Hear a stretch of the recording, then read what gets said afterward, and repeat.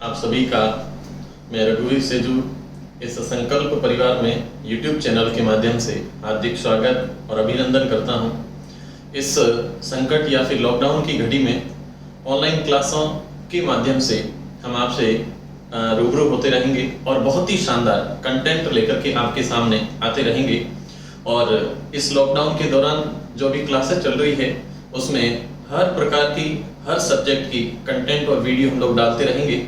और साइंस के कंटेंट की अगर बात करें तो अभी जो सितंबर में जैसे रीट की एक्सपेक्टेड आ रही है, उसके साथ में कांस्टेबल के फॉर्म ले रखे हैं, साथ में पटवार है इसके भी फॉर्म ले रखे हैं। तो पटवार कांस्टेबल के तो फॉर्म ले रखे हैं, साथ में रीट की वैकेंसी है और रीट के साथ साथ में रीट लेवल फर्स्ट और सेकंड 2 सितंबर को जैसा कि अभी न्यूज में आ रहा है।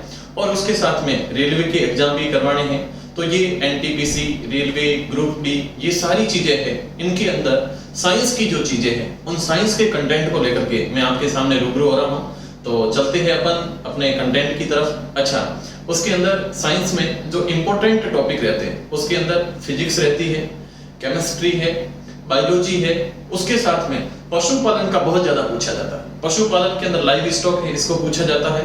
एग्रीकल्चर भी पूछा जाता है। तो केमिस्ट्री, फिजिक्स, बायोलॉजी, एग्रीकल्चर, इन सभी चीजों को मिलाकर के साइंस के टॉपिक्स को इंक्लूड करते हैं। और इनमें भी सबसे ज्यादा जो वेटेज रहता है वो आज के एग्जाम के दौर के अंदर बायोलॉजी पे रहता है।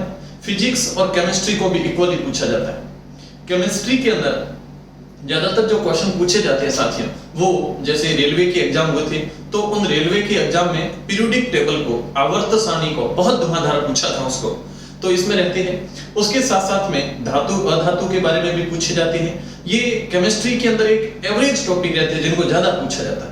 फिजिक्स की अंदर बात करें तो फिजिक्स के अंदर साथियों प्रकाश खूब पूछा जाता है। प्रकाश पूछते हैं, विद्युत धारा पूछते हैं, गुरुत्वाकर्षण पूछते हैं, सदिश अदिश को पूछा जाता है। ये कुछ ऐसे यूनिवर्सल टॉपिक है जहां से प्रश्न बहुत अच्छे बनते भी हैं। और आप ज्यादा अगर कुछ भी डीप में नहीं जाओ तो भी इन प्रश्नों को आप इजीली इनको सॉल्व भी कर सकते हो। और उसके साथ साथ में अगर बायोलॉजी की अपन बात करें तो बायोलॉजी के अंदर टॉपिक बहुत ज्यादा रहते हैं। रीट लेवल फर्स्ट के अंदर, रीट लेवल सेकंड के अंदर बायोलॉजी का जो सिलेबस है वो लगभग कॉमन है। और लगभग कॉमन की अगर बात करें तो लेवल फर्स्ट और सेकंड के अंदर रीट में सारी चीजें हैं। लेकिन आज मैं एक ऐसा टॉपिक ले रहा हूं जो REET level first, second, constable, पटवार, उसके साथ में रेलवे के और स्टेट के जितने भी एग्जाम्स हो रहे हैं उन सभी को कवर करने का टॉपिक रहेगा। और अपन लेकर के चलते हैं मानव शरीर के तंत्रों के ऊपर। साथियों, मानव शरीर के अंदर जितने भी तंत्र हैं, मानव शरीर में, ह्यूमन बॉडी में जितने भी अपने ऑर्गन्स हैं, जितने भी सिस्टम्स हैं, इन सिस्टम्स के ऊपर एग्जाम में क्वेश्चन बहुत ज्यादा पूछे जाते हैं। हर एक तंत्र के ऊपर क्वेश्चन पूछे जाते हैं। तो पुनः आपका स्वागत और लेकर के चलते अपन बोर्ड की तरफ। संकल्प परिवार में आपका पुनः स्वागत है और मैं मानव शरीर के तंत्रों के ऊपर बात करता हूं। मानव शरीर के अंदर तंत्र, मानव शरीर के तंत्र,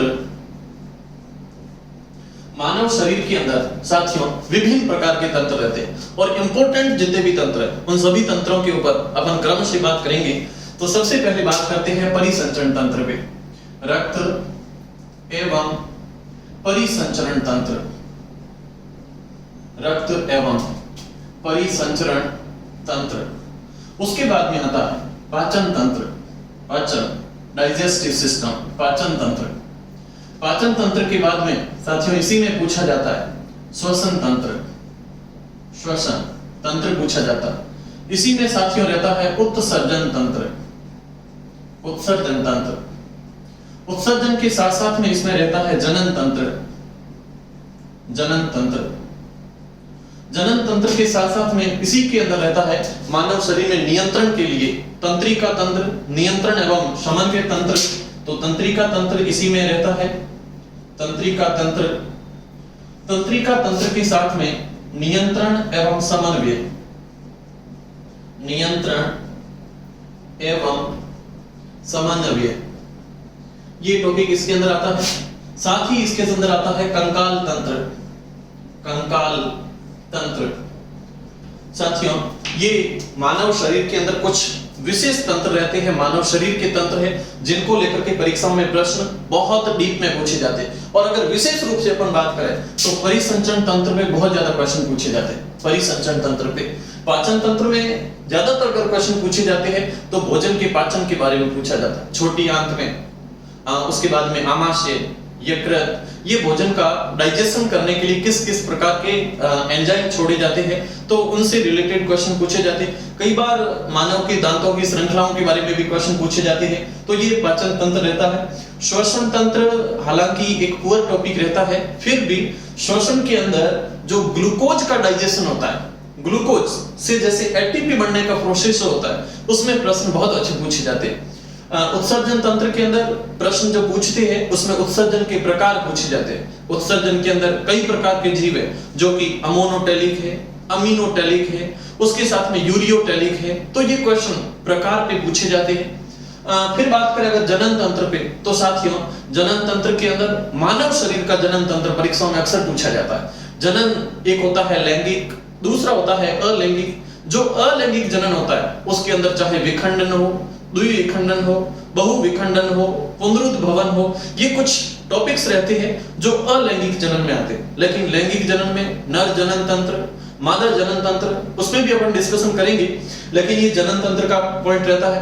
तंत्रिका तंत्र के अंदर साथियों, तंत्रिका तंत्र में तंत्रिका में जो न्यूरॉन रहता है उसकी संरचना पूछी जाती है, और न्यूरॉन के साथ साथ में उसमें कुछ केमिकल निकलते हैं, और केमिकल के अंदर एसिटिलकोलिन है, डोपामीन है, सीरोटोनिन है, ये कुछ न्यूरोट्रांसमीटर केमिकल्स होते हैं, इनके बारे में प्रश्न पूछे जाते हैं। नियंत्रण और समन्वय के अंदर अपने शरीर में जितनी भी एंडोक्राइन ग्लैंड पाई जाती है, शरीर में जितनी भी एक्सोक्राइन ग्लैंड पाई जाती है, अंतःस्रावी, बहिःस्रावी, जितनी भी ग्रंथियां पाई जाती है, उनके बारे में प्रश्न पूछे जाते हैं। कंकाल तंत्र साथियों, अपनी पूरी बॉडी के अंदर एक वयस्क अवस्था में कौन कौन से कंकाल तंत्र में कौन कौन सी हड्डियां पाई जाती है, हड्डियों का नाम क्या है, सबसे मजबूत हड्डी कौन सी है, सबसे कमजोर हड्डी कौन सी है, सबसे पतली हड्डी कौन सी है, सबसे लंबी हड्डी कौन सी है, ये कुछ पॉइंट इसमें पूछे जाते हैं। और उसके साथ साथ में कंकाल तंत्र में मानव शरीर के अंदर कंकाल तंत्र में कुछ जॉइंट्स पाए जाते हैं, कुछ संधियां पाई जाती है, उन संधियों के बारे में भी प्रश्न पूछे जाते हैं। तो ये विशेष रूप से रहते हैं। ज्यादातर जो प्रश्न पूछे जाते हैं वो पॉइंट पूछे जाते हैं रक्त के ऊपर, परिसंचरण तंत्र पे पूछे जाते हैं, मानव शरीर के रक्त समूहों पे पूछे जाते हैं, हृदय की संरचना पूछी जाती है, हृदय के अंदर इससे संबंधित कुछ रोग भी पूछे जाते हैं, और उसके बाद में इरिथ्रोब्लास्टोसिस फिटलिस पूछे जाते हैं। मानव शरीर के रक्त में एंटीजन एंटीबॉडी पूछी जाती है, और उसके साथ में एग्लूटिनेशन होता है, और उसके साथ में रक्त समूहन की प्रक्रिया होती है, इन पे भी प्रश्न पूछे जाते हैं। तो इन सारे टॉपिक्स को अपन एक एक करके क्लियर करने वाले हैं और लेकर के चलते हैं। कंकाल तंत्र परीक्षाओं में बहुत पूछा जाता है, बहुत पूछा जाता है, ओल सोल में पूछा जाता है, और ये सारे टॉपिक है, इनको लेकर के अपन चलते हैं। आज सबसे पहले साथियों अपन स्टार्ट करने वाले हैं मानव के रक्त के ऊपर, और मानव रक्त के अंदर परीक्षाओं में जो प्रश्न पूछे जाते हैं उसमें एक एक पॉइंट को मैं टच करने वाला हूं। मानव के रक्त के ऊपर बात करें साथियों, तो मानव रक्त के अंदर सबसे पहला पॉइंट, और परीक्षाओं में कई बार पूछा जाता, मानव रक्त क्या है, मानव रक्त क्या है। तो मानव रक्त साथियों क्या है, इसको लेकर के अपन चलते हैं। देखिए साथियों, शरीर का जो संरचनात्मक पार्ट होता है वो होती है कोशिका। कोशिकाएं जब आपस में मिलती है तो कोशिकाओं के मिलने से बनते हैं उत्तक। कोशिकाओं के मिलने से उत्तकों का निर्माण होता है। उत्तक जब मिलते आपस में तो उत्तकों के मिलने से अंगों का निर्माण होता है, अंगों के मिलने से तंत्र का निर्माण होता है, और तंत्रों के मिलने से मानव शरीर का निर्माण होता है। कोशिकाएं उत्तक बनाती, उत्तक मिलते हैं, अंग बनते हैं, अंग मिलते हैं, तंत्र बनते हैं, और विभिन्न प्रकार के तंत्र, इतने सारे तंत्र हैं, ये सारे के सारे तंत्र मिलकर के मानव शरीर का निर्माण करते हैं। तो मानव शरीर के अंदर ये कोशिका, उत्तक, अंग, तंत्र, इनके अंदर अगर रक्त की बात की जाए तो रक्त यहाँ पे क्या है, रक्त क्या कोशिका है, उत्तक, अंग, तंत्र क्या है, रक्त क्या है, व्हाट इज दिस, ये क्या है। इस सिस्टम के अंदर अगर बात करें तो मानव शरीर के अंदर जो रक्त रहता है साथियों, रक्त एक कोशिकाओं का समूह है। कैसे है, क्योंकि रक्त के अंदर आरबीसी होती है, रक्त में डब्ल्यूबीसी होती है, और रक्त में प्लेटलेट्स पाई जाती है, मोनोसाइट्स होते हैं, लिम्फोसाइट्स होते हैं, न्यूट्रोफिल्स होते हैं, बेसोफिल्स होते हैं, इओसिनोफिल्स होते हैं, मतलब ग्रुप ऑफ सेल्स है। मानव का जो रक्त है वो कोशिकाओं का एक संगठन है, कोशिकाओं का एक समूह है, और कोशिकाओं का जब समूह होता है तो उसे उत्तक के नाम से जानते हैं। और मानव का रक्त अगर अवस्था में देखा जाए तो तरल है, इसलिए मानव का रक्त तरल संयोजी ऊतक के नाम से जानते हैं। मानव का रक्त तरल संयोजी ऊतक है साथियों। रक्त तरल संयोजी ऊतक है। मानव का रक्त तरल संयोजी ऊतक के नाम से जाना जाता है। और ये परीक्षा में प्रश्न बहुत बार पूछा गया, मानव का रक्त क्या है साथियों? मानव का रक्त ऊतक है। फिर पूछते किस प्रकार का ऊतक है, तो तरल संयोजी ऊतक है। ये चीज बिल्कुल क्लियर हो जाती है। फिर प्रश्न पूछता है मानव के रक्त की श्यानता कितनी होती है। श्यानता की अगर बात की जाए तो जैसे अपने पास में पानी है और पानी को आप नीचे डालो तो पानी बहने का गुण रखता है। शहद को नीचे डालो, शहद बहने का गुण रखता है। शहद में और पानी में जो बहने का गुण होता है वो दोनों थोड़े से डिफरेंस होते हैं। शहद कम चलता है लेकिन पानी ज्यादा ट्रेवल करता है। जो ज्यादा ट्रेवल करता है उसकी श्यानता कम होती है, और जो ज्यादा ट्रेवल करता नहीं पाता है, जैसे शहद है वो ट्रेवल नहीं कर पाता है, उसकी श्यानता अधिक होती है। तो ये श्यानता और विस्कोसिटी का मामला भी रहता है। अगर रक्त की श्यानता की बात करें, रक्त की श्यानता होती है 4.7। रक्त की श्यानता 4.7 पॉइंट होती है और ये पानी से 5 गुना ज्यादा होती है। पानी से 5 गुना ज्यादा होती है। यानी अपन सरल शब्दों में कहे तो मानव का रक्त पानी से 5 गुना पतला होता है और इसकी श्यानता 4.7 पॉइंट होती है। ये श्यानता पे बात हो जाती है। फिर बात करते हैं मानव के शरीर में रक्त क्या है, कितने प्रतिशत पाया जाता है, कितना होता है। तो मानव का जो रक्त है उसकी शरीर में जो मात्रा होती है साथियों वो होती है 4 से 5 लीटर। 4 से 5 लीटर, ये 4 से 5 लीटर लेडीज के अंदर पाई जाती है, मादाओं में पाई जाती है। और उसके बाद में 5 से 6 लीटर जो मात्रा रहती है, 5 से 6 लीटर मात्रा, ये 5 से 6 लीटर मात्रा नर के अंदर पाई जाती है। तो 4 से 5 एवरेज मादा के अंदर होती है और 5 से 6 एवरेज जो मात्रा है वो नर के अंदर रहती है। तो ये रक्त की मात्रा रहती है। मात्रा के बाद में अगर बात करें तो मानव शरीर के अंदर रक्त कार्य क्या क्या करता है। अपने शरीर में जितने भी पोषक तत्व हैं, जितने भी भोजन के अवयव हैं, उन सभी पदार्थों का एक स्थान से दूसरे स्थान पर ट्रांसपोर्टेशन रक्त के माध्यम से होता है। अपने शरीर में जितने भी हार्मोन्स हैं उनका ट्रांसपोर्टेशन रक्त के माध्यम से होता है। शरीर में नियंत्रण बनाए रखने के लिए, रोगाणुओं को नष्ट करने के लिए जितना प्रतिरक्षा तंत्र निर्मित होता है वो भी रक्त के माध्यम से होता है। ऑक्सीजन का आदान प्रदान होता है, CO2 का आदान प्रदान होता है, रक्त के माध्यम से होता है। अपने शरीर के टेम्परेचर को नियंत्रित करने का काम, शरीर के तापमान को नियंत्रित करने का काम रक्त करता है। मानव शरीर के अंदर जितना भी नियंत्रण है, मानव शरीर का जितना भी समन्वय है वो नियंत्रित करने का काम मानव का रक्त करता है। मानव के रक्त के कई प्रकार के कार्य रहते हैं। और उसके बाद में नेक्स्ट अपन बात करते हैं मानव के रक्त का वर्गीकरण। रक्त क्या है, किन किन सिस्टम्स में पाया जाता है। तो रक्त के वर्गीकरण पे अगर साथियों अपन बात करें तो रक्त का वर्गीकरण और रक्त समूहों की खोज, इस प्रकार के सिस्टम पे चलते हैं अपन। इसमें एक RH कारक भी होता है। आप लोगों के माइंड में कहीं आ रहा होगा कि सर ये RH कारक क्या होता है, तो उस पे भी अपन चर्चा करेंगे। तो सबसे पहले अपन रक्त के संगठन को देखते हैं। मानव का रक्त साथियों, मानव का रक्त 2 प्रकार के घटक रखता है। रक्त में कुछ ठोस कण भी होते हैं और रक्त में कुछ लिक्विड पार्टिकल्स भी होते हैं। तो रक्त में 2 प्रकार के पार्टिकल्स पाए जाते हैं। एक तो होता है रक्त के अंदर ठोस भाग, रक्त में ठोस भाग होता है, और दूसरा रक्त में कुछ तरल भाग होता है। रक्त के तरल भाग को, ये जो तरल भाग होता है, इस तरल भाग को साथियों प्लाज्मा के नाम से जानते हैं। रक्त में तरल भाग को कहते हैं प्लाज्मा के नाम से जानते हैं। और अपने शरीर में संपूर्ण रक्त में जो प्लाज्मा है वो कितने प्रतिशत है रेट में पूछा जा चुका है। ध्यान रखना साथियों, संपूर्ण रक्त में जो तरल भाग है उस तरल भाग को प्लाज्मा कहते हैं और ये संपूर्ण रक्त में 55% पाया जाता है। संपूर्ण रक्त के अंदर 55% होता है। और इधर की तरफ रक्त के तरल भाग के बाद में अगर ठोस भाग की बात की जाए तो रक्त में जो ठोस भाग रहता है, इस ठोस भाग में रक्त की कणिकाएं शामिल होती है। और रक्त की जो कणिकाएं होती है ठोस भाग में पूरी की पूरी रक्त की कणिकाएं शामिल होती है। कणिकाएं और संपूर्ण जो कणिकाएं होती है वो संपूर्ण कणिकाएं होती है यहाँ पर 45%। ये प्रतिशत आप लोग याद रखना थोड़ा सा माइंड के अंदर। संपूर्ण रक्त में ठोस भाग कणिकाएं होती है 45% है और संपूर्ण रक्त में जो तरल भाग है वो प्लाज्मा है 55% पाया जाता है। और इस कणिकाओं की अगर बात करें साथियों तो ये कणिकाएं आगे जाकर के आरबीसी, डब्ल्यूबीसी और प्लेटलेट्स के अंदर डिवाइडेड हो जाती है।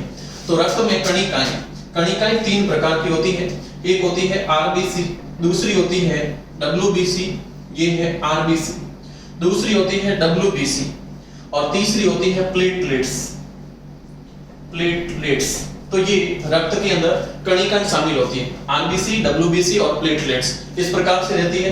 एक एक के बारे में अपन बात करने वाले हैं। सबसे पहले अगर आरबीसी के बारे में बात करें तो संपूर्ण रक्त में जो आरबीसी का संगठन रहता है, संपूर्ण रक्त में आरबीसी की जो प्रतिशत मात्रा साथियों वो फिर पूछी जाती है। संपूर्ण रक्त में आरबीसी की जो प्रतिशत मात्रा है वो प्रतिशत मात्रा होती है 99%। संपूर्ण रक्त में 99% आरबीसी पाई जाती है। संपूर्ण रक्त में 99% आरबीसी की मात्रा रहती है। तो संपूर्ण रक्त में आरबीसी की मात्रा होती है 99%। संपूर्ण रक्त में, पूरे रक्त के अंदर आरबीसी की मात्रा 99% पाई जाती है। और इसी से एक प्रश्न और आता है, प्रश्न आता है मानव शरीर में डब्ल्यूबीसी और आरबीसी का अनुपात क्या होता है साथियों। आरबीसी और डब्ल्यूबीसी का अनुपात पूछा जाता है। एक तरफ आरबीसी और दूसरी तरफ डब्ल्यूबीसी, इनका अनुपात पूछा जाता है साथियों। और इस चीज पे गौर करना, संपूर्ण शरीर में आरबीसी की मात्रा जहां पे 600 होती है वहां पे डब्ल्यूबीसी की मात्रा सिर्फ 1 होती है। तो ये अनुपात रहता है, आरबीसी डब्ल्यूबीसी का जो अनुपात है वो 600:1 एनसीईआरटी की किताब कहती है। और ये 600:1 होती है। जहां पे डब्ल्यूबीसी मात्र 1 है वहां पे आरबीसी उसके अनुपात में 600 हो जाते हैं। इसलिए अपने शरीर में रक्त का रंग लाल दिखाई देता है। तो ये रक्त का रंग लाल दिखाई देने का यहां भी है। और आरबीसी में बात करें तो संपूर्ण रक्त में 99% पाई जाती है। उसके बाद में सबसे इंपॉर्टेंट फैक्टर यहां पे आता है कि आरबीसी में एक श्वसन वर्णक पाया जाता है जिसे अपन हीमोग्लोबिन के नाम से जानते हैं। तो साथियों इसी आरबीसी में पाया जाता है श्वसन वर्णक पाया जाता है। और श्वसन वर्णक जो आरबीसी में मिलता है उसको अपन हीमोग्लोबिन के नाम से जानते हैं। तो आरबीसी में श्वसन वर्णक होता है हीमोग्लोबिन, जिसको एचबी से जानते हैं। और 100 ml रक्त में हीमोग्लोबिन की मात्रा 12 से 16 ग्राम होती है। हीमोग्लोबिन एचबी के नाम से जानते हैं। और 100 ml रक्त में हीमोग्लोबिन की मात्रा 12 से 16 ग्राम के बीच में होती है। तो साथियों ये श्वसन वर्णक का पॉइंट भी पूछा जाता है। आरबीसी के बारे में और भी अगर तथ्यों पे बात करें तो इस आरबीसी में केंद्रक नहीं पाया जाता है। आरबीसी में केंद्रक नहीं होने के कारण इसका जो आकार होता है वो आकार अंदर की तरफ कुछ धंसा हुआ होता है। और इसका अगर आकार देखा जाए तो कुछ इस प्रकार की कोशिका होती है। अंदर से ये थोड़ी सी कोशिका यहाँ से धंस जाती है और धंसने के बाद इसका आकार थोड़ा सा ऐसा हो जाता है, मतलब अंदर की तरफ यहां से अंदर धंस जाती है, इधर से भी अंदर धंस जाती है, क्योंकि अंदर केंद्रक है ही नहीं। इसलिए ये उभय अवतल होती है। उभय अवतल प्रकार की इस प्रकार की इसकी आकृति दिखती है। ये आकृति भी आरबीसी में मेंशन की जाती है। आरबीसी का आकार कैसा होता है, तो आरबीसी का आकार उभय अवतल प्रकार का होता है। संपूर्ण रक्त में 99% है। हीमोग्लोबिन पाया जाता है। हीमोग्लोबिन की मात्रा 100 ml रक्त में 12 से 16 ग्राम के बीच में होती है। ये पॉइंट होने के बाद में श्वसन वर्णक पे एक और पॉइंट पूछा जाता है साथियों। श्वसन वर्णक पे प्रश्न पूछते हैं, पॉइंट पूछते हैं, और पॉइंट के अंदर ये चीज पूछी जाती है कि श्वसन वर्णक जो हीमोग्लोबिन है उसका केंद्रीय तत्व कौन सा होता है। जैसे कई बार प्रश्न पूछते हैं, जनरल में प्रश्न पूछते हैं जो क्लोरोफिल होता है या फिर पर्णहरित होता है। उस पर्णहरित के अंदर, पर्णहरित जो पेड़ पौधों की पत्तियों में पाया जाता है, उसका जो केंद्रीय तत्व है साथियों वो मैग्नीशियम होता है। लेकिन श्वसन वर्णक जो हीमोग्लोबिन है, इस हीमोग्लोबिन का जो केंद्रीय तत्व है वो साथियों यहाँ पे रहता है आयरन। तो इस हीमोग्लोबिन का केंद्रीय तत्व जिसको बी के अंदर Fe के नाम से जानते हैं, और Fe की जो अवस्था होती है वो Fe2+ में पाया जाता है। और Fe2+ का फिर नाम पूछा जाता है, फेरस होता है या फेरिक होता है। साथियों ये Fe2+ जो अवस्था में पाया जाता है, ये Fe2+ जहां पे 2+ कम होता है उसके पीछे अस लगता है, तो ये फेरस की अवस्था में पाया जाता है। फेरस आयन के रूप में पाया जाता है। फेरस आयन मानव शरीर में आरबीसी जो होती है, इनको अगर विशेष नाम दिया जाए तो इसको इरिथ्रोसाइट के नाम से भी जानते हैं। और इस इरिथ्रोसाइट के अंदर 99% संपूर्ण रक्त में इसकी प्रतिशत मात्रा है। अनुपात यहाँ पे देख लेना, 600:1 में रहता है। श्वसन वर्णक इसका हीमोग्लोबिन है। इस हीमोग्लोबिन के अंदर जो केंद्रीय तत्व है इसका वो Fe2+ फेरस आयन के रूप में पाया जाता है। 100 ml रक्त में हीमोग्लोबिन की मात्रा 12 से 16 ग्राम के रूप में होती है। फिर अपन चलते हैं डब्ल्यूबीसी के ऊपर। साथियों, मानव शरीर में आरबीसी जिसमें हीमोग्लोबिन, और ये हीमोग्लोबिन ऑक्सीजन का ट्रांसपोर्ट करने का कार्य करता है। और इस पे एक प्रश्न फिर पूछते हैं, एक हीमोग्लोबिन का अणु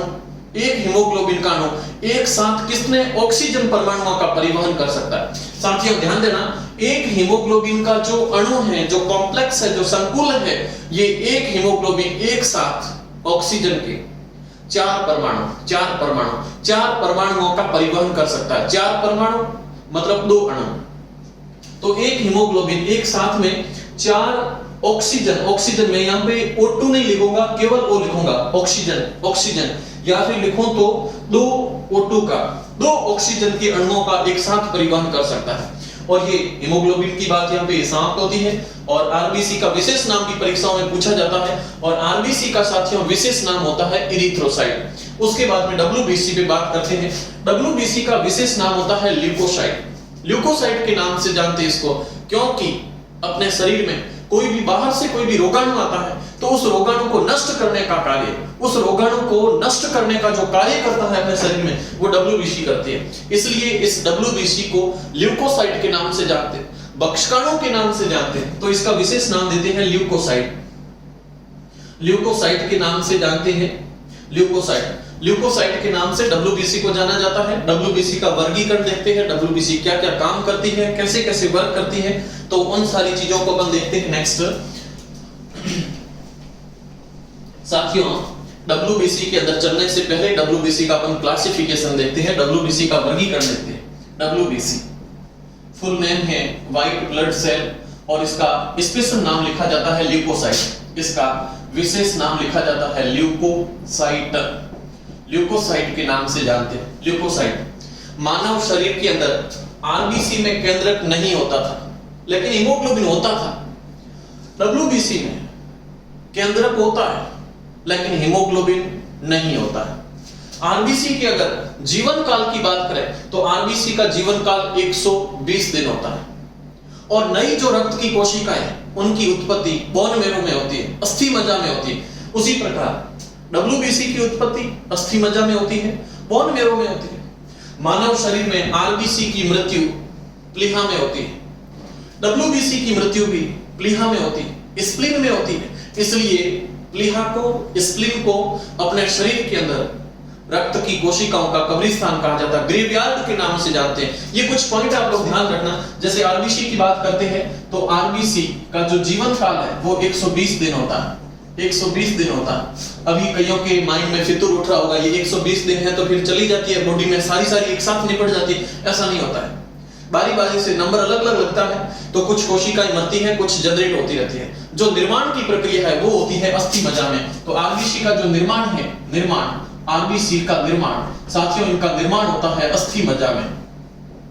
अस्थि मज्जा निर्माण अस्थि मज्जा में होता है। जबकि इनकी जो मृत्यु होती है, आरबीसी की जो मृत्यु है, वो मृत्यु होती है प्लीहा के अंदर, प्लीहा या जिसको स्प्लीन के नाम से जानते हैं। तो मृत्यु इनकी प्लीहा में होती है, जबकि इनका निर्माण अस्थि मज्जा के अंदर होता है, या जिसको बोन मैरो के नाम से जानते हैं। इसके अगर सामान्य जीवन काल की बात करें तो 120 दिन होता है, लेकिन डब्ल्यूबीसी का सामान्य जीवन काल, कई किताबें अलग अलग आंकड़े लिखती है, लेकिन एनसीईआरटी की किताब सटीक आंकड़ा लिखती है, और वो लिखती है 4 से 7 दिन। डब्ल्यूबीसी का जीवन काल 4 से 7 दिन के बीच में होता है। इसमें हीमोग्लोबिन नहीं पाया जाता है, केंद्रक पाया जाता है। तो केंद्रक उपस्थित होता है, केंद्रक उपस्थित होने के कारण डब्ल्यूबीसी का जो आकार है वो बीच में से थोड़ा सा उभरा हुआ होता है, और इस प्रकार का आकार होने के कारण इसको उभय उत्तल के नाम से जानते हैं। साथियों, डब्ल्यूबीसी का जो आकार है वो उभयोत्तल प्रकार का होता है, उभयोत्तल प्रकार का होता है। इस डब्ल्यूबीसी के वर्गीकरण पे बात करेंगे अपन। साथियों, डब्ल्यूबीसी का जो वर्गीकरण है वो 2 भागों में होता है। कुछ होती है कणिकाणु और कुछ होती है अकणिकाणु। 2 प्रकार की होती है, एक होती है ग्रेन्युलोसाइट और दूसरी होती है नॉन ग्रेन्युलोसाइट। डब्ल्यूबीसी 2 प्रकार की होती है, एक होती है कणिकाणु और दूसरी होती है अकणिकाणु। साथियों, 2 प्रकार की होती है। एक होती है कणिकाणु जिसको ग्रेन्युलोसाइट के नाम से जानते हैं, ग्रेन्युलोसाइट के नाम से जानते हैं। दूसरी होती है साथियों कणिकाणु, दूसरी होती है अकणिकाणु, और इस अकणिकाणु को अग्रेनुलोसाइट के नाम से या नॉन ग्रेनुलोसाइट के नाम से जानते हैं। तो WBC दो प्रकार की होती है, और WBC का जो विशेष काम रहता है वो मानव शरीर के अंदर रोगाणुओं को नष्ट करना होता है, भक्षण का कार्य करती है। इसका मुख्य कार्य होता है रोगाणुओं को नष्ट करना, रोगाणुओं को नष्ट करना, मुख्य कार्य है रोगाणुओं को नष्ट करना, ये WBC का विशेष कार्य रहता है। फिर इसके बाद में अगर बात करें तो कणिकाणु तीन प्रकार की होती है, अकणिकाणु दो प्रकार की होती है। कणिकाणु पे बात करें, ग्रेनुलोसाइट पे बात करें तो ये तीन प्रकार की होती है, और तीन प्रकार के अंदर पहला जो प्रकार है इसका, उसका नाम है इयोसिनोफिल।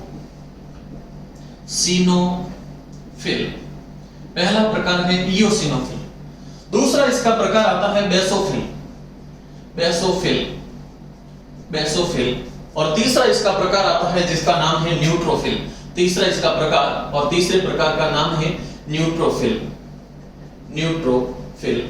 ये तीन प्रकार की ग्रेनुलोसाइट होती है। साथियों यहाँ पे फिर प्रश्न पूछे जाते हैं, ये जो वर्गीकरण किया गया है कणिकाणु का या ग्रेनुलोसाइट का, देखिए बात अपन WBC में कर रहे हैं। WBC के अंदर दो भाग, पहला कणिकाणु, कणिकाणु तीन प्रकार की होती है, और तीन प्रकार में जो पहला भाग है, पहला जो प्रकार है इयोसिनोफिल, दूसरा है वो है बेसोफिल, और तीसरा है न्यूट्रोफिल। ये मानव शरीर के अंदर रोगाणुओं को नष्ट करने का कार्य, भक्षण करने का कार्य करती है। ये रोगाणुओं का भक्षण करने का कार्य करती है, इयोसिनोफिल भक्षण करने का कार्य करती है। बेसोफिल जो कोशिकाएं रहती है साथियों, ये बेसोफिल कोशिकाएं मानव के रक्त में, बेसोफिल जो कोशिकाएं है वो संक्रमण की अवस्था में एक्टिव हो जाती है। मानव शरीर के अंदर जब संक्रमण होता है, कहीं पे इन्फेक्शन होता है, तो उस समय ये कोशिकाएं, और उसके बाद में न्यूट्रोफिल कोशिकाएं, न्यूट्रोफिल कोशिकाएं शरीर में कहीं एलर्जी होती है, कहीं मास्ट कोशिकाएं होती है, उनको नियंत्रित करने का कार्य करती है।